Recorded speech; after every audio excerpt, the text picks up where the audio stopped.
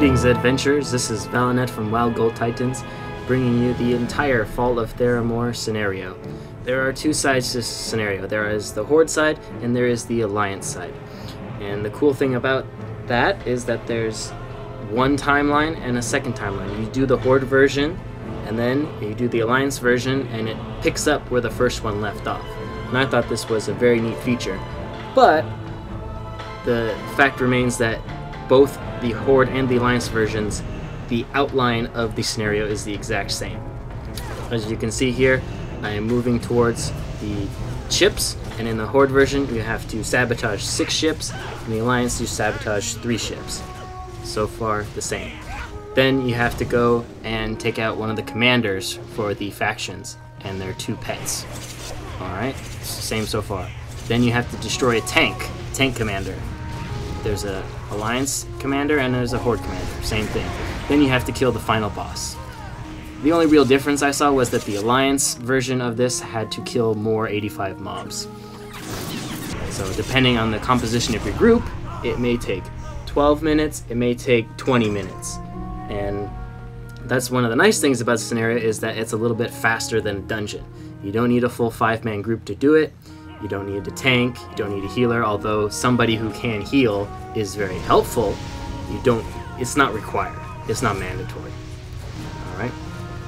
So, I was disappointed with the first time I ran through this because I didn't know why I was here, why I was killing the people I was killing. It was, oh, Q popped, here, go do some glorified group quests. Alright? That's how I felt the first time I did it. But I listened to an interview of Ghostcrawler, who did an interview with WoWCrendor, and Ghostcrawler said that, oh yes, I think people were looking for an event, like the Undead event, the Scourge event, or the Elemental invasions that we did for Cataclysm. And I was looking for that too. I wanted something to go, oh man, WoW is so fun again, I really want to do this, I'm so excited, I want to do more. And that's not what I got from this. Ghostcrawler said that the Blizzard intended for this was to be a sample of what scenarios are going to be like in Mists of Pandaria, not that this was the setup to it.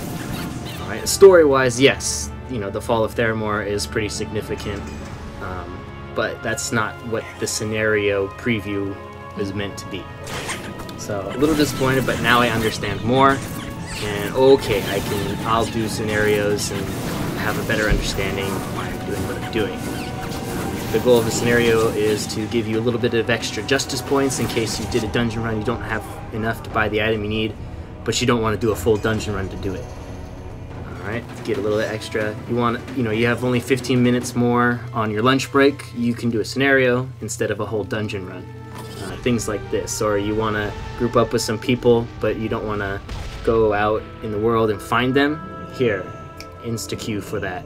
Or not insta-queue. Queue for that, just like looking for raid. So, that's what the scenario is. The timeline for the Horde comes first, and then right after that is the Alliance timeline for the same zone.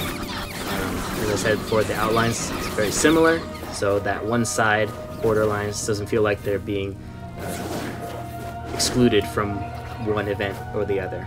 They're still getting the full game experience.